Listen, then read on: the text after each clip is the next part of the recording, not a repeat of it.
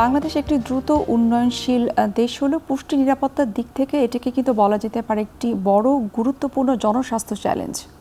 এদেশের মানুষ প্রচুর ক্যালোরিবহুল খাবার গ্রহণ করলেও কিন্তু পুষ্টির দিক থেকে, বিশেষ করে অনুপুষ্টির দিক থেকে, অর্থাৎ iron, iodine, vitamin A, vitamin B complex এবং জিঙ্ক সহ বিভিন্ন ধরনের অনুপুষ্টির ঘাটতি কিন্তু তাদের মধ্যে দেখা যায়, যার ফলস্বরূপ বিশেষ করে আমরা যদি শিশুদের কথা বলি, তাদের শারীরিক এবং মানসিক বিকাশ ব্যাহত হচ্ছে, নারীদের নানান ধরনের স্বাস্থ্য ঝুঁকি বাড়ছে এবং সার্বিকভাবে যদি আমরা বলি তাদের কর্মদক্ষতা এবং উৎপাদনশীলতা কমে যাচ্ছে। এরই প্রেক্ষাপটে ফুড ফর্টিফিকেশন বর্তমানে বৈজ্ঞানিক, কার্যকর এবং টেকসই একটি সমাধান। আজকের আলোচনার মাধ্যমে আমরা জানার চেষ্টা করব ফুড ফর্টিফিকেশনের বিষয়ে কিভাবে মানুষকে সচেতন করা যেতে পারে এবং এটা আসলে কতটুকু গুরুত্বপূর্ণ আমাদের সুস্থ থাকার জন্য। সুপ্রিয় দর্শক, আপনাদের সবাইকে আমন্ত্রণ জানাচ্ছি Millers for Nutrition powered by TechnoServe এর সৌজন্যে এখন টিভির বিশেষ আয়োজন বাংলাদেশে ফুড ফর্টিফিকেশন। আমাদের আজকের আলোচ্য বিষয় হচ্ছে অনুপুষ্টি ঘাটতি মোকাবেলায় বাংলাদেশের প্রেক্ষাপট, চ্যালেঞ্জ ও সমাধান। আর এই গুরুত্বপূর্ণ বিষয়টি নিয়ে আলোচনা করার জন্য আজ আমাদের সঙ্গে স্টুডিওতে উপস্থিত রয়েছেন Mohammad Gulzar Ahmed, country programme manager, TechnoServe Bangladesh. আমাদের সঙ্গে আরও রয়েছেন অধ্যাপক ডক্টর মোহাম্মদ শোয়েব, সদস্য, বাংলাদেশ নিরাপদ খাদ্য কর্তৃপক্ষ। আমাদের সঙ্গে আরও রয়েছেন ডক্টর মোহাম্মদ গুলজারুল আজিজ, অধ্যাপক, food engineering and technology, Bangladesh কৃষি বিশ্ববিদ্যালয়। আপনাদের তিনজনকে স্বাগত জানাচ্ছি আমাদের আজকের অনুষ্ঠানে। ধন্যবাদ। যেটি প্রথমে বলছিলাম যে আমাদের বাংলাদেশ তো দ্রুত উন্নয়নশীল একটা দেশ, কিন্তু তারপরেও কিন্তু দেখা যাচ্ছে যে পুষ্টি নিরাপত্তার যে বিষয়টি, সেই দিক থেকে কিন্তু আমরা কিন্তু এখন পর্যন্ত অনেকটাই পিছিয়ে রয়েছে, বিশেষ করে মাইক্রোনিউট্রিয়েন্টের ব্যাপারে। প্রচুর ক্যালোরি বহুল খাবার আমরা খাচ্ছি, কিন্তু এই দিক থেকে কিন্তু দেখা যায় যে আমাদের অনেক ধরনের ম্যালনিউট্রিশন রয়েছে। আমি প্রথমে ডক্টর মোহাম্মদ গুলজারুল আজিজ আপনাকে দিয়ে আমাদের আলোচনাটা শুরু করতে চাই। একটু যদি আমাদেরকে বলতেন যে বাংলাদেশে এই মুহূর্তে মাইক্রোনিউট্রিয়েন্ট বা যে অনুপুষ্টি রয়েছে, যেটির কথা আমরা বলছিলাম যে ঘাটতি, সেটার সিনারিওটা আসলে কেমন? আমাদের শরীরের জন্য যে জিনিসগুলি দরকার সত্যিকার অর্থে আমাদের যে বৃদ্ধি, সুস্থতা, বেঁচে থাকার জন্য, তো এর জন্য আমাদের দুই ধরনের অত্যন্ত গুরুত্বপূর্ণ খাদ্য উপাদান দরকার। তার ভিতরে একটাকে বলা হয় মাইক্রোনিউট্রিয়েন্ট আর একটা বলে ম্যাক্রোনিউট্রিয়েন্ট। এই ম্যাক্রোনিউট্রিয়েন্ট আসলে অনুপুষ্টি। তো এটা যে এই নামটা কেন আসলো যে ম্যাক্রো, আসলে মাইক্রো বলতে যেটা বেশি লাগে। সাধারণত এটার স্ট্যান্ডার্ড হলো যে 1 গ্রাম বা তার যে বেশি যে জিনিসগুলি লাগে সেগুলিকে আমরা ম্যাক্রোনিউট্রিয়েন্টগুলি বলি। আর যেটা 1 গ্রাম বা তার নিচে লাগে, মানে মাইক্রো লেভেলে লাগে, মিলি, মাইক্রো বা ন্যানো এই ফর্মে লাগে, সেটাকে বলি আমরা মাইক্রোনিউট্রিয়েন্ট। এটা খুবই অল্প পরিমাণে লাগে। কিন্তু দেখেন, আমরা সাধারণত প্রতিনিয়ত যে জিনিসটা হয় যে যখনই আমরা কোনো ক্ষুধা ফিল করি, ক্ষুধার্ত অবস্থায় কিন্তু আমরা যে খাবারটা খাই, এই খাবারটা আসলে মূলত থাকে এই মাইক্রো ডমিনেন্ট, যে ভাত, আমরা যে প্রোটিন বা মাছ, মাংস যেগুলি খাই। কিন্তু মাইক্রোনিউট্রিয়েন্ট যেগুলির, এইটার কোনো অভাব শরীরে ওইভাবে কোনো আমরা ডাইরেক্ট কোনো কখনোই ফিল করি না। কিন্তু এইটার অভাবটা সবসময় যেটা ফিল করা হয় সেটা হলো একটা লং টার্মে। এই জন্য মাইক্রোনিউট্রিয়েন্টের যে একটা ক্ষুধা, এটাকে বলা হয় হিডেন হাঙ্গার, মানে এটা ভিতরেই থাকে, এটা কখনো বাইরে বোঝা যায় না। কিন্তু এটার কনসিকুয়েন্সটা হয় অত্যন্ত মারাত্মক, যে এটাকে বলা হয় নন রিটার্নিং কনসিকুয়েন্স।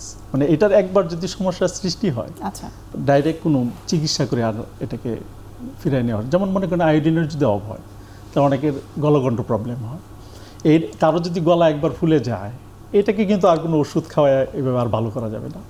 কোনো বাচ্চা যদি কোনো মাইক্রোনিউট্রিয়েন্টের অভাবে যদি বামন হয়, খাটো হয়, তার উচ্চতার সাথে প্রপার যদি বৃদ্ধি না হয়, তাহলে তাকে কিন্তু আর কোনোভাবে আর লম্বা করা যাবে না। তো এই যে একটা বিষয়গুলি, এগুলি কিন্তু আসলে খুবই একটা, এই যে মাইক্রোনিউট্রিয়েন্টের জন্য এগুলি কনসিকুয়েন্সের জন্য এগুলি হয়। তো এখন এই আমরা যেভাবেই বলি না কেন, মাইক্রোনিউট্রিয়েন্ট কিন্তু আসলে আমাদেরকে খাবার থেকেই আসার কথা, খাবার থেকেই আসবে। কারণ আমরা, আল্লাহ আমাদের সৃষ্টি জগতের ভিতরে যে জিনিসগুলি দিয়েছেন, এইগুলির ভিতরে আসলে এই সব জিনিসগুলি এইভাবে ফর্ম করে দিয়েছে। আপনি যেহেতু বলছেন যে আমাদের শরীরের জন্য খুবই গুরুত্বপূর্ণ, কিন্তু বাংলাদেশের মানুষের কথা যদি আমরা চিন্তা করি, আমরা শুধুমাত্র খাবার খাওয়ার ক্ষেত্রে কিন্তু পেট ভরেছে কিনা সেই বিষয়টাই চিন্তা করি, কিন্তু কতটুকু মাইক্রোনিউট্রিয়েন্ট বা অনুপুষ্টি আমার শরীরের ভেতরে গেল সেই বিষয়ে আমরা খুব একটা অবগত থাকি না। সেটাই একটু জানতে চাচ্ছি যে সিনারিওটা আসলে কেমন। এই জিনিসটা কিন্তু খাবার থেকেই আসার কথা, কিন্তু বাস্তবতা হলো যে আমরা আমাদের যে দৈনন্দিন খাদ্য তালিকা, খাদ্য প্র্যাকটিস বা বিভিন্ন ধরনের আমাদের যে সোর্স, এইগুলির প্রত্যেকটার ইফেক্টের জন্য দেখা যায় যে এই খাবারগুলিকে আমরা ওইভাবে আমরা একটা প্ল্যান করে খেতে পারি না, যার কারণে আমাদের দৈনন্দিন যে সকল নিউট্রিয়েন্টগুলি দরকার, মাইক্রো নিউট্রিয়েন্টগুলি, সেগুলি কিন্তু আমরা ওইভাবে পাই না। না পাওয়ার জন্য দেখা যাচ্ছে যে এই প্রবলেমগুলি মানে হয়। এখন হয়তো আপনি বলতে পারবেন যে আমাদের তো সমাজে বিভিন্ন ধরনের বিভিন্ন গ্রুপের লোক আছে, যে হয়তো কারো ক্ষমতা নাই, সে গরিব, কিনতে পারে না, কিন্তু দেখা যাচ্ছে যে এই যে মাইক্রোনিউট্রিয়েন্টের যে সমস্যাটা, এটা শুধু গরিব বা সাধারণদের ভিতরে না, এটা একবারে ধনী, ইভেন আমরা যারা মানে সক্ষম অনেক, তাদের ভিতরেও দেখা যাচ্ছে কোনো না কোনো ফর্মে মাইক্রোনিউট্রিয়েন্টের এই প্রবলেমগুলি চলে আসতেছে। তো এইটার পিছনে আসলে মূল কারণ যে কোন মাইক্রোনিউট্রিয়েন্টটা কোন কন্ডিশনে কী ধরনের খাবারে পাওয়া যায়, এটার কিছুটা সচেতনতার অভাবও আমাদের ভিতরে রয়েছে। যেমন আমরা ইভেন আমাদের কর্মপদ্ধতি, কর্মব্যবস্থা, এগুলোর জন্য এটা হয়। যেমন আমরা ধরেন যারা সবসময় সিটিং জব করি বা একটা অন্ধকারে থাকি, আমরা বিভিন্ন রুমের ভিতরে থাকি, নিয়মিতভাবে আলোতে যেতে পারি না, তাদের জন্য অবভিয়াসলি দেখা যাবে ভিটামিন ডি এর একটা ঘাটতি হচ্ছে, কারণ ভিটামিন ডি এর একটা মেজর সোর্সই আসে সানলাইট থেকে, খাবার থেকে, যেটা ডায়েটারি সেটার পরিমাণ খুবই কম। আবার দেখা যাচ্ছে যে আমাদের যে সকল বর্তমানে কালচারাল প্র্যাকটিস যেগুলি আমরা করি, মানে আমাদের উৎপাদন প্রক্রিয়া, এই প্রক্রিয়াগুলির জন্য দেখা যাচ্ছে আমাদের সোর্সের ভিতরে, আমাদের এই ফুডের ভিতরে মাইক্রোনিউট্রিয়েন্টের বিভিন্ন ধরনের ঘাটতি শুরু হয়ে যাচ্ছে। যেমন আমি আপনাকে বলি যে আয়োডিনের কথা বলি। আয়োডিন আসলে যদি মাটিতে পর্যাপ্ত, যে মাটি থেকে খাদ্যটা আসতেছে সেই মাটিতে যদি পর্যাপ্ত আয়োডিন থাকে, বা যে প্রাণী থেকে মাংস আমরা খাচ্ছি সেই প্রাণীতে যদি আয়োডিনের কোনো ঘাটতি না থাকে, সবত আমার উপর হওয়ার সেটা কথা না। কিন্তু আসলে দেখা যাচ্ছে যে আমাদের জিওগ্রাফিক্যাল লোকেশনের জন্য এই আমাদের সোর্সের ভিতরে এটার ঘাটতি থেকে যাচ্ছে, যার কারণে দেখা যায় ওই পার্টিকুলার ওই যে সকল লোকেশনে এটার ঘাটতি আছে, ওইখানে লোকজনের ভিতরেও এই মাইক্রোনিউট্রিয়েন্টের ঘাটতি হবে। তো ওভারঅল যে আমাদের প্রসেসেও কি আসলে নষ্ট হতে পারে কিনা, একটা হলো সোর্সে যদি ওইটার না থাকে তাহলে ফুডে এটা আসবে না, এটা যেমন একটা কথা। আবার আমরা ফুডটাকে যখন বিভিন্ন প্রক্রিয়া করতেছি খাওয়ার জন্য, ওই প্রক্রিয়াতেও দেখা যাবে অনুপুষ্টিটা নষ্ট হবে। আমরা হয়তো যে কুকিং যে প্রক্রিয়াটা ফলো করতেছি, যেমন আমি আপনাকে একটা উদাহরণ দিই।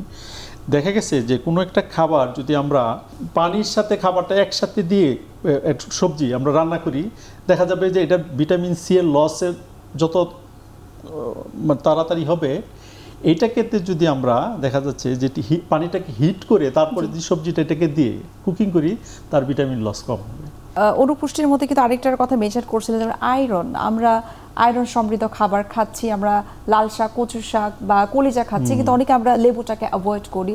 যতটুকু আমরা জানি যে ভিটামিন সি টাচে যদি আয়রন সমৃদ্ধ খাবার না আসে, তখন সেই আয়রন অ্যাবজর্পশনটা কিন্তু একেবারে এখানে দেখেন একটা ইম্পর্টেন্ট জিনিস, আমরা যদি আয়রন সমৃদ্ধ খাবার খাই এবং সেটা যদি একটা অ্যাসিডিক এনভায়রনমেন্ট পায়, তাহলেই এটা বডিতে ভালো অ্যাবজর্ব হয়। আপনাকে নট নেসেসারিলি যে ভিটামিন সি খেতে হবে।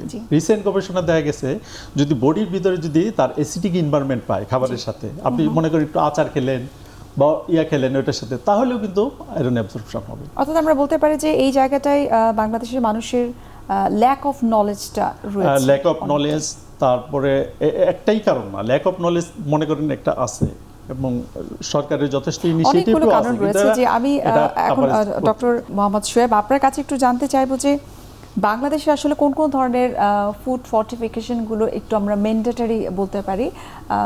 উনি আমাদেরকে যথেষ্ট বিস্তারিতভাবেই বলছিলেন যে কোন কোন খাবারগুলোতে আমরা অনুপুষ্টি পেতে পারি, কোন জায়গাটা আসলে আমাদের গ্যাপ রয়েছে। উনি বলছিলেন যে ল্যাক অফ নলেজ তো রয়েছে, এর বাইরেও আরও অন্যান্য কারণ রয়েছে। কোন অনুপুষ্টিগুলোকে আপনি বলতে পারেন যেগুলো আমাদের শরীরের জন্য একেবারেই বাধ্যতামূলক? শুরুতে আমার সহ আলোচক প্রফেসর গুলজারুল আজিজ ফোর্টিফিকেশনের সম্বন্ধে বলেছেন। আমি এর সাথে একটু সংযুক্ত করতে চাই, যে কোনো খাদ্যপণ্যে যখন আমরা কোনো মাইক্রোনিউট্রিয়েন্ট আপনার সংযোগ করব, খাদ্যের যে অর্গানোলেপটিক প্রপার্টিস অক্ষুণ্ণ রেখে তখনই অ্যাকচুয়ালি সমৃদ্ধকরণ বলা হয়, যেটা ফোর্টিফিকেশন। এবং এই ফোর্টিফিকেশন আন্তর্জাতিকভাবে স্বীকৃত, যেটা আপনি বলেছেন, এই যে ম্যাল নিউট্রিশন দূর করার জন্য অনুপুষ্টি ঘটিত যে আপনার সমস্যা, সেটার জন্য এবং জনস্বাস্থ্য এটা খুব অগ্রণী ভূমিকা পালন করে। এবং বর্তমানে গবেষণায় দেখা গিয়েছে সারা বিশ্বে প্রায় 2 মিলিয়ন মানুষ এই বিভিন্ন ধরনের অনুপুষ্টি সমস্যাজনিত রোগে ভুগছে, যেটাকে আপনার হিডেন হাঙ্গার বলা হয়। এবং বাংলাদেশেও আমরা এই ধরনের প্রতিফলন দেখছি। এবং বাংলাদেশে আমরা বিভিন্ন সময়ে 2টা বৃহত্তর আপনার মাইক্রোনিউট্রিয়েন্ট সার্ভে করা হয়, 2011-12 এবং 2019-20। এবং এই সার্ভে আমরা দেখি যে ওই যে আমাদের জনগণের বা পপুলেশনে, এবং আমরা এই পপুলেশনকে বিভিন্ন ক্লাসে ক্লাসিফাই করতে পারি, যেটা মনে করেন ছোট থেকে 5 বছর বয়সের শিশু, তারপর গর্ভবতী মহিলা, নন প্রেগনেন্ট, নন ল্যাকটেটিং উইমেন, এবং যারা একটু বয়স্ক। এবং বিভিন্ন বয়সের মানুষেরই আপনার দেখা গিয়েছে যে ওই যে মাইক্রোনিউট্রিয়েন্ট যেগুলি থাকার কথা ছিল, যেগুলি আমরা সহজে যে কোনো খাবার থেকে পাই না বিভিন্ন কারণে, হয়তো পর্যাপ্ত পরিমাণে নিউট্রিয়েন্ট সে ইনটেক করছে না। এর মধ্যে আছে আয়োডিন। আমরা মোটামুটি সবাই জানি যে আয়োডিন জনিত সমস্যা গলগণ্ড রোগ হয়, যেটা শুরুতে প্রফেসর গুলজার বললেন। এবং ভিটামিন এ, এবং আমরা ছোটোবেলা থেকে শুনে আসতেছি যে ভিটামিন এর অভাবে রাতকানা রোগ হয়। এবং আমাদের দেশে অ্যাকচুয়ালি ফুড ফোর্টিফিকেশনের ইতিহাস অনেক পুরাতনই, এবং 1989 সাল থেকে এই ফুড ফোর্টিফিকেশনের জন্য বিভিন্ন ধরনের প্রোগ্রাম প্রচলিত আছে। এবং এটা শুরু হয় the prevention of iodine deficiency disease দূর করার জন্য, যেই আয়োডিন অভাবে যে রোগগুলো হবে, গলগণ্ড রোগ, যেটা আগে ধারণা করা হতো, কিন্তু বর্তমানে এটা বলা হয় আয়োডিনের অভাবে শিশুদের যে ওই যে মানসিক যে বিকাশ বা বুদ্ধি বৃত্তি, সেটা এক্স্যাক্টলি কগনিটিভ ডেভেলপমেন্টটা খুবই কম হয়। তো এটার জন্য আমাদের একটি অ্যাক্ট ছিল 1989, এবং সেটার আলোকেই আমরা কাজ করছি। শুধু বাংলাদেশ নিরাপদ খাদ্য কর্তৃপক্ষ না, বিএসটিআই এবং অন্যান্য রেগুলেটরি অথরিটি। সম্প্রতি আপনার আয়োডাইজ সল্ট অ্যাক্ট 2021 নামে আরেকটি ল, যে আগের লটাকে অ্যামেন্ডেন্ট করে নতুন ল সংযোজন করা হয়েছে। এবং এখানে এই লতে আপনার দেওয়া হয়েছে শুধু খাদ্যপণ্য না, মানুষের জন্য না, যারা অ্যানিমেল, যারা যে কোনো খাদ্য গ্রহণ করবে তারাও যেন আয়োডাইজ সল্ট আপনার পায়, এবং তাদের থেকে যখন ওই অ্যানিমেল আমরা খাবো আমাদের শরীরও আসবে। সো আগের লটাকে একটু অ্যামেন্ডেন্ট করা হচ্ছে। সো এটা হচ্ছে আপনার ম্যান্ডেটরি রেগুলেশন ফোর্টিফিকেশনের জন্য। এছাড়া আরেকটি রেগুলেশন, যেটা শিল্প মন্ত্রণালয়ের অধীনে আপনার রেগুলেশন হয়, যেটা ভোজ্য তেলে ভিটামিন এ সমৃদ্ধকরণ অ্যাক্ট 2013, এবং এটা 2013 সালের 65 নং আইন। এবং সেই আইনের মাধ্যমেই আরেকটি প্রবিধানমালা আপনার গঠন করা হয়, সেটা হচ্ছে ভোজ্য তেলে ভিটামিন এ প্রবিধানমালা 2015। এবং এই দুইটি, একটি আইন আর একটি প্রবিধানমালা, ভোজ্য তেলে ভিটামিন এ ফোর্টিফিকেশন, ওইটার মাধ্যমে আমরা ওই যে ভোজ্য তেল, আমরা জানি আমরা বিভিন্ন ধরনের ভোজ্য তেল, যেমন soybean oil, canola oil, palm oil, এই অয়েলগুলি আমরা ব্যবহার করি। এবং এই অয়েলে ভিটামিন এর মাত্রা নির্দিষ্ট করা আছে, সেটা হচ্ছে 15 থেকে 30 ppm এই মাত্রায় থাকতে হবে। তো বাংলাদেশে বর্তমানে এই দুইটা হচ্ছে ম্যান্ডেটরি আপনার ফুড ফোর্টিফিকেশন।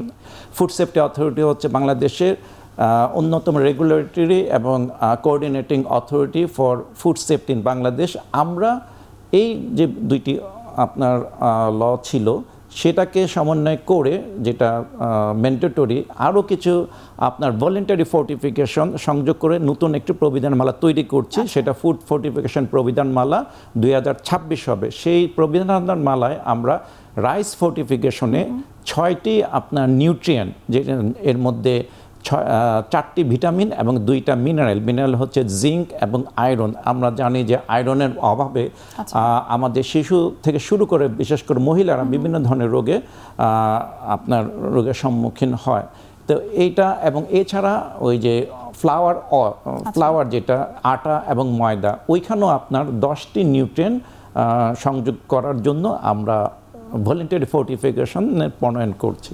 আচ্ছা, এই যে আপনি বিধান বা নীতিমালার কথা বলছেন, সেটা আসলে বাংলাদেশের প্রেক্ষাপটে কতটুকু আসলে কার্যকর হয়েছে বা হবে কিনা, সেটাই আরেকটু আপনার কাছ থেকে বিস্তারিত জানার চেষ্টা করব, আপনাদের বাকিদের কাছ থেকেও জানার চেষ্টা করব। একটা বিরতির সময় হয়ে গেছে, আমরা বিরতি নিচ্ছি।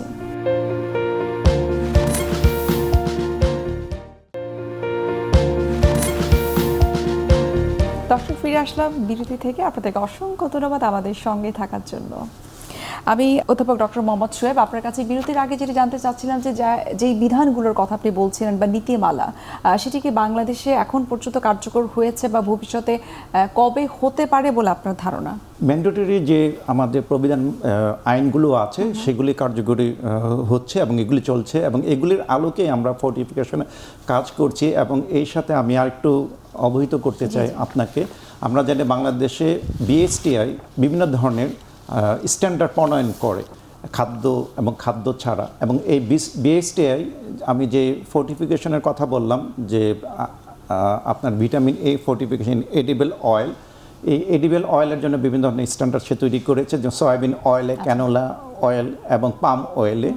এছাড়া আপনার ওই যে হুইট ফ্লাওয়ার এবং rice fortification BST standard already publish করেছে এবং আরও কয়েকটি স্ট্যান্ডার্ড তারা ফোর্টিফিকেশনের উপর অলরেডি করেছে, যেগুলির আলোকে যারা ব্যবসায়ী তারা তাদের খাদ্যপণ্যে ফোর্টিফিকেশনের মাত্রা নির্ণয় করেন। আচ্ছা, আমি এখন যেহেতু আপনি ফুড ফর্টিফিকেশন নিয়ে অনেক কথা বললেন, আমার কাছে মনে হয় যে আমাদের অডিয়েন্সদের উদ্দেশ্যে যদি আমরা একটু বলার চেষ্টা করি যে আসলে ফুড ফর্টিফিকেশন বিষয়টা হয়তো অনেকেই জানে না, যে what is the definition of food fortification. আমি ডক্টর মোহাম্মদ গুলজারুল, আপনার কাছে একটু জানতে চাইবো ছোট্ট করে যে ফুড ফর্টিফিকেশন বলতে আসলে কি বোঝায়?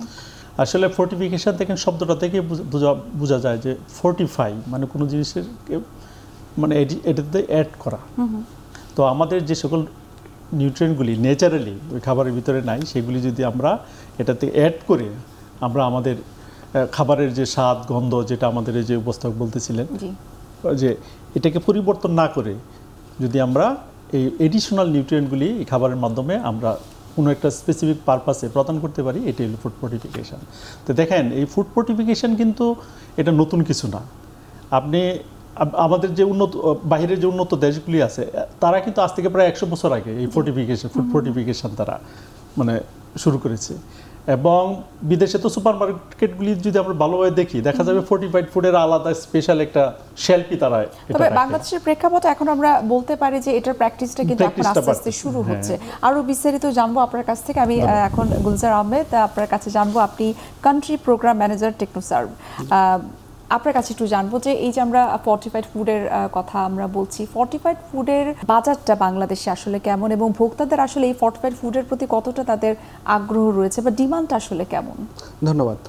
ফর্টিফাইড ফুডের আমরা যদি প্রথমেই আসি স্যারের কথা ধরে, যে আসলে ম্যান্ডেটরি যে ফর্টিফিকেশনগুলো আছে, যেমন সল্ট, এডিবল অয়েল, যেহেতু এগুলো বাংলাদেশের সরকার আইন অনুযায়ী বাধ্যতামূলক করেছেন, সো ইন্ডাস্ট্রিগুলো আসলে তাদের প্রোডাক্ট বাজারে দিতে গেলে তাদেরকে ওই ফর্টিফিকেশনের যে স্ট্যান্ডার্ড সেটি মেনটেন করা হচ্ছে বাধ্যতামূলক। বাট আমরা যদি ভলান্টারি স্ট্যান্ডার্ডের কথা বলি, রাইস ফর্টিফিকেশন কিংবা হুইট ফ্লাওয়ার ফর্টিফিকেশন, সেক্ষেত্রে আমাদের যেই বিষয়টা আসলে বাস্তব যেই জিনিসটা আমরা ফেস করছি, সেটা হচ্ছে এটা যদি কোম্পানিগুলো বা বড় বড় কংগ্লোমারেট বা ফুড ইন্ডাস্ট্রিগুলো তারা এই প্রোডাক্টটা বাজারে নিয়ে আসতে চায়, তো তাদের ক্ষেত্রে যেটা মূল সমস্যা সেটা হচ্ছে রেগুলেশন আছে, তাদের স্ট্যান্ডার্ড আছে, সেই অনুযায়ী তারা মেনটেন করে কাজও করতে পারেন, মানে প্রোডাক্টটা প্রডিউস করতে পারেন।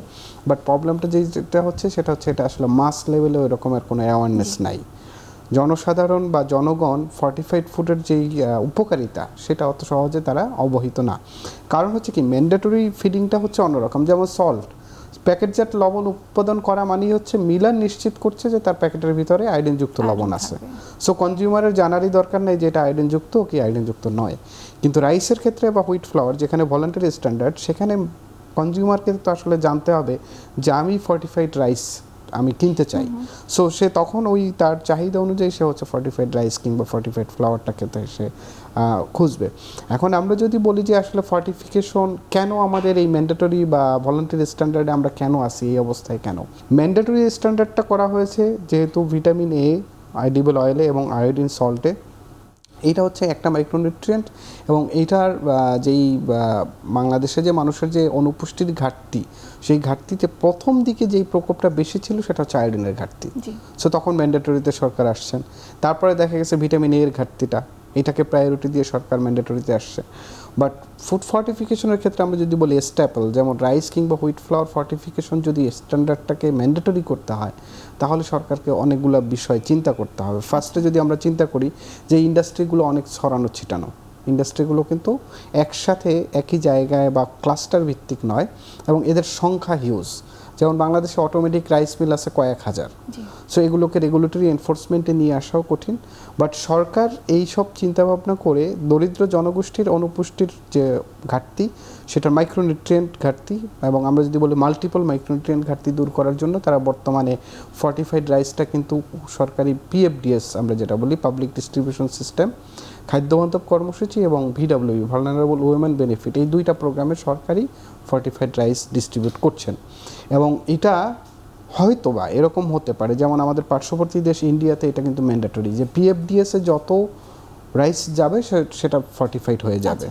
আমাদের দেশেও হয়তোবা এরকম একটা সম্ভাবনা আছে যদি সরকার ওভাবে উদ্বুদ্ধ হন বা বুঝতে পারে যে তারাও এই পিএফডিএস হয়তো ম্যান্ডেটরি ফর্টিফিকেশনে যেতে পারে।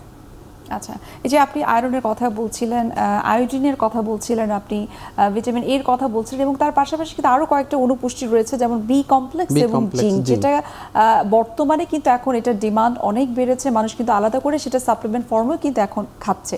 সেইগুলোই আরও বিস্তারিত আপনার কাছ থেকে জানার চেষ্টা করব। তবে আমি এখন অধ্যাপক শোয়েব আপনার কাছে একটু জানবো, যেটি আমি বলছিলাম যে নীতিমালার বিষয়টা, বাংলাদেশে এটা আসলে কতটা কার্যকরভাবে আপনারা কাজ করতে পারছেন, বা যদি নাও হয়ে থাকে অ্যাপ্লিকেবল, সেটা করার ক্ষেত্রে আসলে কি কি ইনিশিয়েটিভ আপনারা নিয়েছেন?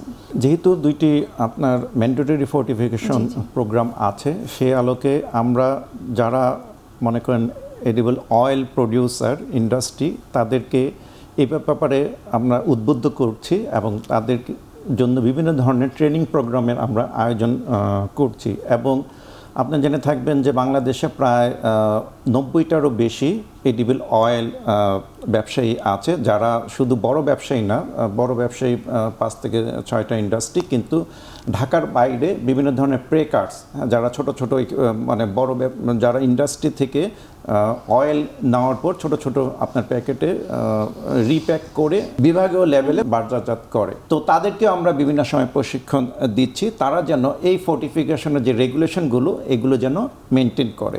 এবং সিমিলার ওয়েতে আমরা সল্ট ফর্টিফিকেশন, আয়োডাইজ যে সল্ট, ওইখানে যারা ব্যবসায়ী আছে বিসিকের মাধ্যমে তাদেরকে অবহিত করছি। এবং যেহেতু গুলজার সাহেব বলেছেন যে wheat flower fortification, rice fortification, এই দুইটা ফর্টিফিকেশন বাংলাদেশে অ্যাকচুয়ালি আগের থেকে এখন ব্যাপকভাবে ফর্টিফিকেশন প্রোগ্রামটা চালু হচ্ছে। তাদের জন্য আমরা বিভিন্ন সময় বিভিন্ন ধরনের প্রোগ্রাম আয়োজন করেছি। এবং আমি আসলে বাংলাদেশে ফর্টিফিকেশনের ব্যাপারে খুবই আশাবাদী, কিন্তু যারা এই ব্যবসার সাথে এবং যারা কনজিউমার, তাদেরকে আপনার এই ব্যাপারে অবহিত করতে হবে, আমাদের জনসচেতনতা বাড়াতে হবে। আমি এখন গুলজার আহমেদ আপনার কাছে একটু জানতে চাইবো, যেমনটি অধ্যাপক শোয়েব বলছিলেন যে বাংলাদেশের প্রেক্ষাপটে এই মুহূর্তে আসলে মানুষকে সচেতন করাটা অনেক বেশি গুরুত্বপূর্ণ ফর্টিফাইড ফুডের বিষয়ে। আপনি যদি একটু আমাদেরকে বলতেন যে বেসরকারি এবং উন্নয়ন সংস্থাগুলো আসলে কিভাবে খাদ্য ফর্টিফিকেশনের খাতে অবদান রাখছে? আমরা মূলত টেকনোসার্ভ, আজকের যে দেখলেন যে আয়োজক টেকনোসার্ভ, এই জাতীয় আমরা অর্গানাইজেশন যারা, বিশেষ করে আমরা বলবো যে ডেভেলপমেন্ট পার্টনার, যারা গভর্নমেন্টকে এবং প্রাইভেট সেক্টরকে রেগুলেটরি যেই আপনি নলেজ বলতে পারেন সেটা ট্রান্সফার করি, পাশাপাশি তাদেরকে আমরা টেকনিক্যাল সাপোর্ট দিই, যেখানে তারা তাদের এই ফুড ফর্টিফিকেশন যাতে তারা স্ট্যান্ডার্ড মেনটেন করতে পারে, প্রপার কোয়ালিটি অ্যাসিওর করতে পারে। এবং আমরা টেকনোসার্ভ মিলার্স ফর নিউট্রিশন থেকে আমরা মিলারদেরকে ক্যাপাসিটেট করি, তাদেরকে বিভিন্ন ধরনের স্ট্রেংথেনিং সাপোর্ট, ট্রেনিং, পাশাপাশি তাদের কোয়ালিটি চেকের জন্য আমরা তাদের টেস্টিং সাপোর্ট দিয়ে থাকি। তাদের বিভিন্ন ধরনের টেকনোলজি আপগ্রেডেশনের জন্য আমরা সাপোর্ট দিই, ফাইন্যান্সিয়াল ইনস্টিটিউশনের সাথে কানেকশন করার জন্য, বিশেষ করে বড় বড় কংগ্লোমারেট যদি ফুড ফর্টিফিকেশনে ইন্টারেস্টেড হয় সেক্ষেত্রে আমরা তাদেরকে টেকনিক্যাল সাপোর্ট এবং ফাইন্যান্সিয়াল যে ইনস্টিটিউশন লাইক বড় অর্গানাইজেশন যেমন আইএফসি বা এই ধরনের অর্গানাইজেশনের সাথে আমরা কানেক্ট করে দিই। আর পাশাপাশি আমরা বাংলাদেশ গভর্নমেন্টের সাথে কাজ করি, তাদের বিভিন্ন ধরনের পলিসি লেভেলের ডিসিশনের ক্ষেত্রে আমরা তাদেরকে টেকনিক্যাল সাপোর্ট দিই। যেমন আমরা বিশেষ করে আমি যদি কিছু অর্গানাইজেশনের নাম বলি যে এই সেক্টরে আমরা কাজ করছি, বিশ্ব খাদ্য কর্মসূচি, ওয়ার্ল্ড ফুড প্রোগ্রাম, তারপরে নিউট্রিশন ইন্টারন্যাশনাল যেটি কানাডা ভিত্তিক একটি organization, global alliance for improved nutrition gain যেটি সুইজারল্যান্ড ভিত্তিক একটা অর্গানাইজেশন, টেকনোসার্ভ আমরা যারা আমেরিকা ভিত্তিক একটা অর্গানাইজেশন, আমরা মূলত কালেকটিভলি এই জায়গাগুলোতে মিলার পাশাপাশি গভর্নমেন্ট এবং রেগুলেটরি এনফোর্সমেন্টের জন্য যেই টেকনিক্যাল সাপোর্টগুলো আছে সেগুলো আমরা নিয়মিত প্রদান করে যাচ্ছি। আপনি যেহেতু মিলারদের কথা বলেন, মিলারদের সক্ষমতার বৃদ্ধির জন্য আসলে কি ধরনের বিষয় এখানে চলে আসে সেই বিষয়গুলো জানার চেষ্টা করবে, সেই সাথে ফুড ফর্টিফিকেশন নিয়ে আরও বিস্তারিত আপনাদের কাছ থেকে জানবো। আরও একটি বিরতির সময় হয়ে গেছে, আমরা বিরতি নিচ্ছি।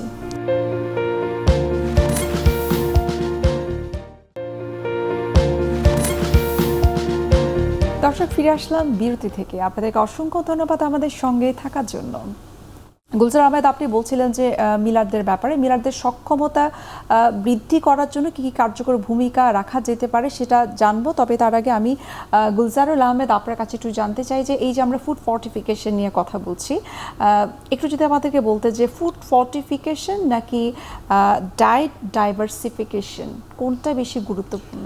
আসলে দেখেন, ডাইভার্সিফাইটাই কিন্তু ডিজায়ারেবল, মানে এইটাই হওয়ার কথা ছিল যে আমি আমার সমস্ত পুষ্টি উপাদান, প্রয়োজনীয় পুষ্টি উপাদান সবগুলি খাবার থেকে আসবে।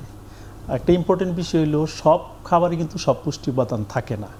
এই জন্য যে আমরা যদি বিভিন্ন ধরনের খাবারকে একসাথে করে আমরা খাই, তাহলে সেই ক্ষেত্রে আমাদের দেখা যাবে যে এই খাবারে পার্টিকুলার কোনো পুষ্টি উপাদান ঘাটতি থাকলে অন্য দ্বারা এটা আমরা ফিল আপ করে এটা আমাদের বডির জন্য প্রয়োজনীয় পুষ্টি উপাদানগুলি আমরা পেতে পারি। এটাই হলো ডাইভার্সিফিকেশান। কিন্তু মূল সমস্যা হলো যে দেখেন যে এই খাবারগুলি কিন্তু একটা সিজনাল বিষয়, সব সিজনে সব ধরনের খাবার কিন্তু আপনি পাবেন না। আবার এটা একটা লোকেশান স্পেসিফিক, এক লোকেশানে খাবার পাওয়া গেলে এটা অন্য জায়গায় হয় না, এরকম। তো যার কারণে কিন্তু দেখা যাবে জিওগ্রাফিক্যালি আমাদের দেশে এক জায়গায় কিন্তু দেখা যাবে যে ডায়েটারি যে কম্বিনেশন এটা এক রকম। তো এইটাই মূলত যেটা বড় কারণ যে আমরা ডাইভার্সিফিকেশান এটা ডিজায়ারেবল হলেও এটাকে কিন্তু আমরা আসলে সত্যিকার অর্থে মানে 100% ইমপ্লিমেন্ট করতে পারি না আমাদের ম্যাল নিউট্রিশন দূর করার জন্য।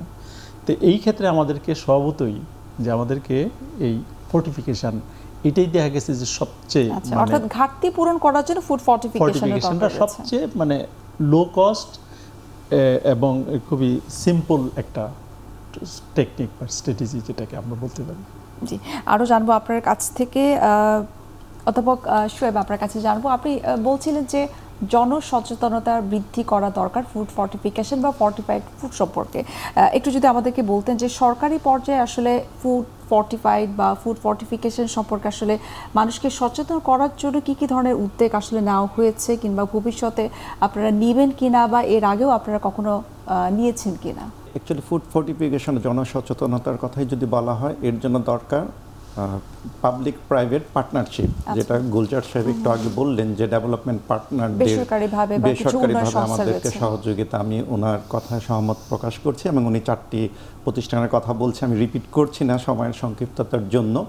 তো ডেভেলপমেন্ট পার্টনার সহযোগিতায় বাংলাদেশের যে বিভিন্ন মন্ত্রণালয়, বিশেষ করে খাদ্য মন্ত্রণালয় এবং শিল্প মন্ত্রণালয় বিভিন্ন ধরনের প্রোগ্রাম করছে, এবং শিল্প মন্ত্রণালয়ের অধীনে আপনার একটি প্রকল্প আছে, এটা হচ্ছে digitalization of fortification edible oil, এবং সেই প্রকল্পের আওতায় Bangladesh food safety authority, BSTI এবং ভোক্তা অধিকার সংরক্ষণ অধিদপ্তর, যেটা বাংলাদেশে আপনার ভোক্তার সংরক্ষণের অধিকার সংরক্ষণের জন্য কাজ করে, তারা বিভিন্ন ধরনের প্রোগ্রাম চালাচ্ছে। এবং আমি যেহেতু বাংলাদেশ ফুড সেফটি অথরিটিতে আছি, আমরা আপনার ঢাকা শহর এবং ঢাকার বাহিরে বিভিন্ন ধরনের ডিসেমিনেশন প্রোগ্রাম আয়োজন করেছি, এবং ওই প্রোগ্রামের মাধ্যমে বিশেষ করে ঢাকার বাহিরে আপনার যে প্রোগ্রাম হয়েছে ডিস্ট্রিক্ট লেভেলে, ওইখানে আমরা স্থানীয় যে জনসাধারণ এবং যারা ব্যবসায়ী আপনার মনে করেন যে এডিবল অয়েল ব্যবসার সাথে যারা জড়িত এবং স্থানীয় প্রভাবশালী লোক সবাইকে এবং ক্ষেত্র বিশেষে যারা শিক্ষক, হ্যাঁ, তাদেরকে আমরা ওই কর্মশালায় আপনার উপস্থিত থাকার জন্য অনুরোধ করি এবং তারা অংশগ্রহণ করে। এছাড়া আমরা বিভিন্ন সময় ঢাকার বাহির থেকে বিভিন্ন যে আপনার এডিবল অয়েল এগুলি সংগ্রহ একটু যদি করে। জানতে চাই যে সেই কর্মশালা থেকে আসলে কতটুকু রেসপন্স আপনারা পেয়েছেন?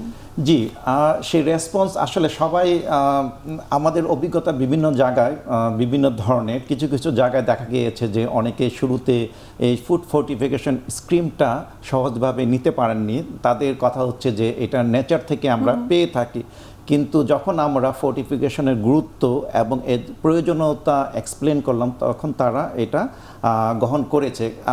এবং এই সাথে আমি বলতে চাই, যেহেতু শুরু থেকে আলোচনা হয়েছিল যে খাদ্য থেকে আমরা এই মাইক্রোনিউট্রিয়েন্ট পেতে পারি, কিন্তু বায়ো অ্যাভেলেবিলিটির একটি ব্যাপার আছে। যে বায়ো অ্যাভেলেবিলিটি হচ্ছে যে ওই মাইক্রোনিউট্রিয়েন্ট থেকে আমার যথেষ্ট পরিমাণে আমি নিউট্রিয়েন্টটা পাবো কিনা, আমার শরীরে সেটা অ্যাকুমুলেশন হবে কিনা। সেটা যদি না হয় তাহলে তো আসলে আমার ঘাটতি থেকেই যাবে। এছাড়া আমরা এর আগেও আমি বলেছি যে যারা মিলার্স আছে তাদের যে বিভিন্ন ধরনের স্টাফ, তাদের জন্য আমরা বিভিন্ন ধরনের প্রশিক্ষণ কর্মসূচির আয়োজন করেছি এবং ভোক্তা অধিকার সংরক্ষণ অধিদপ্তর একটি টিভিসি করেছে এবং সেই টিভিসির মাধ্যমে আমরা অবহিত করছি এবং তাদেরকে যেন তারা যেন ফোর্টিফাইড খাদ্যপণ্য ক্রয় করে সেই ব্যাপারে আহ্বান জানাচ্ছি। আচ্ছা, অর্থাৎ আপনারা এই ফর্টিফাইড ফুডের ব্যাপারে বিভিন্ন জায়গায় আপনারা কর্মশালা করেছেন এবং আপনি যেটা বলছেন যে প্রথম দিকে কিছুটা হয়তো তাদের বোধগম্য না হলেও তারা যখন এটার পুষ্টি গুণাগুণ সম্পর্কে জানতে পেরেছে তখন তারা আগ্রহ প্রকাশ করেছে। এই ফুড ফর্টিফিকেশনের বিষয়ে আরও বিস্তারিত আপনাদের কাছ থেকে জানার চেষ্টা করবো। আরও একটা বিরতির সময় হয়ে গেছে, আমরা বিরতি নিচ্ছি।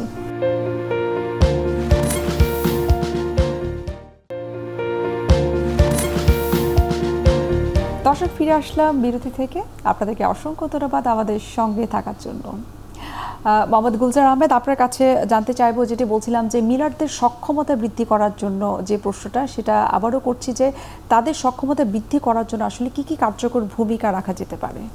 Thank you. প্রথমেই আমাদেরকে যেটি করতে হয় সেটি হচ্ছে যে মিলাররা তো বিজনেস করে, তাদের ইন্টারেস্টটা আগে গ্রো করাইতে হয়। তাদের মধ্যেই ফুড ফর্টিফিকেশনের যে নেসেসিটি, প্রয়োজনীয়তা, সেটি তাদেরকে মোটিভেট করতে হয়। পাশাপাশি এটাও যে একটা বিজনেস অপরচুনিটি সেটাও তাদেরকে আসলে বোঝাতে হয়। ফর এক্সাম্পল, হোল হুইট আটা, এইটা বাজারে যখন প্রথম একটা ফ্লাওয়ার ব্র্যান্ড নিয়ে আসে তখন কিন্তু মানুষ এটাকে খুব বেশি একটা গ্রহণ করেনি, কিন্তু আপনি এখন দেখবেন যে বাজারে হোল হুইট আটার কিন্তু ব্র্যান্ডের অভাব নেই, কারণ ইটসেলফ হোল হুইট আটা একটা ভ্যালু অ্যাডেড প্রোডাক্ট তৈরি হয়েছে। বরং এখন কিন্তু মানুষ খুঁজে খুঁজে বের করে কোনটা ফর্টিফাইড ফুড। সো এইরকমেরই ফর্টিফাইড ফুডটাও যাতে একটা ব্র্যান্ড হিসেবে ভ্যালু অ্যাডেড প্রোডাক্ট হিসেবে আসে বাজারে, সেটা মিলারদেরকে বোঝাতে হয়। এবং এইটা ফুড ফর্টিফিকেশন খুবই কিন্তু কস্ট ইফেক্টিভ। যেমন আমি যদি এক্সাম্পল দিই, 1 কেজি আটাকে যদি 10টা মাইক্রোনিউট্রিয়েন্ট বাংলাদেশের স্ট্যান্ডার্ড অনুযায়ী ফর্টিফাই করে তাহলে মাত্র 60 পয়সা পার কেজি খরচ হয়। সো এটা মানুষের জন্য হচ্ছে গ্রহণ করা সহজ এবং ইন্ডাস্ট্রিও কিন্তু এই ব্র্যান্ডিংটা ইউজ করেও সে চাইলে কিন্তু আরেকটু প্রফিট দিকে যেতে পারে। তা আমরা এইভাবে তাদেরকে প্রথমে মোটিভেট করি। মোটিভেশন পর্যায়ে গেলে তাদেরকে আমরা যেটা করি, তাদেরকে আমরা এক্ষেত্রে কিছু আপনার মেশিনারিজের ইস্যু আছে, আমরা সেই মেশিনারিজগুলো তাদের সোর্সিং করার ক্ষেত্রে টেকনিক্যাল সাপোর্ট দেই। প্রিমিক্সের একটা ইস্যু আছে, যে মাইক্রোনিউট্রিয়েন্টগুলো তারা অ্যাড করবে সেগুলো তো বাংলাদেশে তৈরি হয় না, এগুলো বিদেশ থেকে আনতে হয় এবং সেটার সোর্স ভালো হতে হয়, কোয়ালিটি ভালো হতে হয়। আমরা সেই কানেকশনগুলোও তাদেরকে তৈরি করে দিই যাতে তারা ভালো প্রিমিক্স ইম্পোর্ট করতে পারে, বাইরে থেকে নিয়ে আসতে পারে। এবং একটু জানতে চাইবো যে এই ধরনের কাজগুলো করার ক্ষেত্রে কি কোনো ধরনের সমস্যা আপনাদেরকে ফেস করতে হয়েছে বা কোনো প্রতিবন্ধকতা ছিল কিনা? কিছু প্রবলেম হয়, যেমন ফর এক্সাম্পল কোনো একটা সময় যদি ইম্পোর্ট কোনো কারণে কোনো দেশের সাথে বন্ধ থাকে তখন কিন্তু মিলাররা এই প্রবলেমটা ফেস করে, অর্থাৎ কমার্শিয়ালে যখন আপনারা কাজগুলো কমার্শিয়াল চ্যালেঞ্জটা ফেস করে তারা। সেকেন্ড আরেকটা চ্যালেঞ্জ ফেস করে, যেমন হঠাৎ করে এগুলো তো নতুন প্রোডাক্ট, ফর্টিফাইড হুইট ফ্লাওয়ার বা ফর্টিফাইড রাইস, এই প্রোডাক্টটাকে বাজারই কোনো না কোনো কনজিউমার যদি এটা একটা মানে নেগেটিভ কোনো একটা কিছু প্রকাশ করে বা কোনো একটা প্রোপাগান্ডা ছড়ায়, তখন মিলারকে এই চ্যালেঞ্জটা ফেস করতে হয়। এবং তাদের আরও কিছু টেকনিক্যাল চ্যালেঞ্জ ফেস করতে হয়, যেমন কোয়ালিটিটা এশিওর করা খুবই টাফ, কারণ এই মাইক্রোনিউট্রিয়েন্টের মধ্যে কিছু কিছু মাইক্রোনিউট্রিয়েন্ট আছে যাদের স্ট্রেংথ কম থাকে।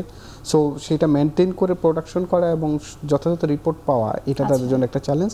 এইসব জায়গায় আমরা যারা টেকনিক্যাল বা ডেভেলপমেন্ট অর্গানাইজেশন আছি আমরা তাদেরকে টেকনিক্যাল এবং সাপোর্ট এই ক্ষেত্রে নিশ্চয়ই প্রচারণাটা অনেক বেশি প্রচারণাও বা তাদের জন্য branding টা একটা বড় গুরুত্বপূর্ণ। চ্যালেঞ্জ, কারণ একটা ইন্ডাস্ট্রির জন্য প্রচারণা করা, যেমন ফর এক্সাম্পল আমি বলি বাজারে এসিআই এর কিন্তু ফর্টিফাইড ফ্লাওয়ার এবং ফর্টিফাইড রাইস আছে এসিআই ফুডসের। এখন ও যেহেতু সে একা মার্কেটে, যদি তার পাশাপাশি আরও বড় কিছু কংগ্লোমারেট আসতো, মেঘনা বা সিটি গ্রুপ বা বসুন্ধরা গ্রুপ কিংবা আরও বড় কোনো গ্রুপ, যেমন প্রাণ আসতেছে, প্রাণও তার ফ্লাওয়ার এবং রাইস নিয়ে আসতেছে ফর্টিফাইড, এরকম অনেকগুলো বড় কংগ্লোমারেট আসলে হতো কি তখন কনজিউমারের মধ্যে অটোমেটিক অ্যাওয়ারনেস তৈরি হতো। সো এইটাও আসলে বড় বড় মিলারদের এবং জন্য এটা চ্যালেঞ্জ। আসলে যে কোনো বিষয় আসলে সচেতন করার জন্য মিডিয়া বা আমরা যদি ব্র্যান্ডিং এর কথা বলি তার বিকল্প আসলে কিছুই নেই। আমি ডক্টর গুলজারুল আহমেদ আপনার কাছে একটু জানতে চাইবো যে বাধ্যতামূলক এবং ঐচ্ছিক খাদ্য ফর্টিফিকেশন কোনটি আপনার কাছে মনে হয় যে সব থেকে বেশি কার্যকর? কারণ বাধ্যতামূলক মানে হলো এটা আইন দ্বারা নির্দিষ্ট করে দেওয়া। যেমন আমাদের দেশের লবণ এবং তেল, ভোজ্য তেল, এই দুইটাই বাধ্যতামূলক। যদি পার্টিকুলার কোনো মাইক্রোনিউট্রিয়েন্টের ঘাটতিটা খুবই জরুরি হয়ে পড়ে এবং এটা আপামর জনসাধারণের জন্য হয়, সেই ক্ষেত্রে কিন্তু এটা বাধ্যতামূলক দিকে যাওয়াটাই যেতে হয় এবং সরকার সেটাই করে। যেমন সল্ট আয়োডাইজেশনের ক্ষেত্রে যেটা হয়েছে।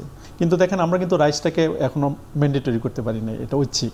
আটাতে 10টা মাইক্রোনিউট্রিয়েন্ট দ্বারা ফর্টিফাই করা হয়। এখন এই 6টা বা 10টা মাইক্রোনিউট্রিয়েন্ট এটা অনেকগুলি কারিগরি দিক আছে। আচ্ছা, আবার এই নিউট্রিয়েন্টগুলি সত্যিকার অর্থে আপনার পিওর ফর্মে আমরা বিদেশ থেকে আনতে হয়, এটাকে একটা এনশিওর করতে হয়।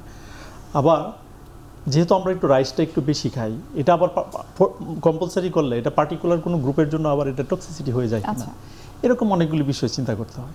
যার কারণে আমরা ম্যান্ডেটরি বা ভলান্টারি দুইটাই আসলে এই জন্য যে কোনো দেশে দুইটাই কিন্তু পাশাপাশি বিদ্যমান। দুটোকে আপনারা প্রাধান্য দিচ্ছেন। সে কিন্তু দুটোকে আমাদেরকে প্রাধান্য দিতে হবে। কিছু কিছু ক্ষেত্রে আবার ম্যান্ডেটরি করতে গেলে ম্যান্ডেটরি করার একটা ক্যাপাসিটির দরকার হয়। যেমন একটা দেশে ম্যান্ডেটরি মানে কি আমি সারা দেশের সব রাইস ফর্টিফাই করব, তো সেই ক্যাপাসিটি কি গভর্নমেন্টের আছে কিনা, প্রাইভেট সেক্টরের আছে কিনা, সেই পরিমাণ আমাদের যেই টেকনোলজিক্যাল যেই সাপোর্ট দরকার সেটা দেশে অ্যাভেলেবেল আছে কিনা, এটা একটা বিবেচনার বিষয়। তবে হ্যাঁ, সরকার যদি ডিসিশন নেয় যে আমি কোনো একটা ম্যান্ডেটরি ফর্টিফিকেশন করব, তবে সেই প্ল্যান অনুযায়ী আগাতে পারে এবং এটার জন্য সে আস্তে আস্তে নিজের ক্যাপাসিটিটা ওই পর্যায়ে নিয়ে দেন সে ম্যান্ডেটরি করতে পারে। ম্যান্ডেটরির জন্য আরেকটা বিষয় কিন্তু দেখেন, এটা কিন্তু গভর্নমেন্টের ম্যান্ডেটরি হলে গভর্নমেন্টের কিন্তু একটা দায়বদ্ধতা চলে আসে এটাকে কিন্তু কমপ্লায়েন্স করা। তো কমপ্লায়েন্স করতে গেলে তার প্রচুর জনবল লাগবে, অনেক জনবল লাগবে, আবার এটা টেস্টিং ফ্যাসিলিটি লাগবে। এটা এইগুলির প্রত্যেকটা টেস্টিং ফ্যাসিলিটি অত্যন্ত উন্নত। এবং আমরা কিন্তু একটা জিনিস বলতে পারি যে আসলে সরকারি, বেসরকারি এবং অন্যান্য যে উন্নয়ন সংস্থাগুলো রয়েছে প্রত্যেকে আসলে এই ফর্টিফাইড ফুডের বিষয়ে আসলে এগিয়ে আসতে হবে, তবেই এই যে অনুপুষ্টির ঘাটতি আমাদের জনসাধারণ রয়েছে সেটিকে আমরা পূরণ করতে পারবো।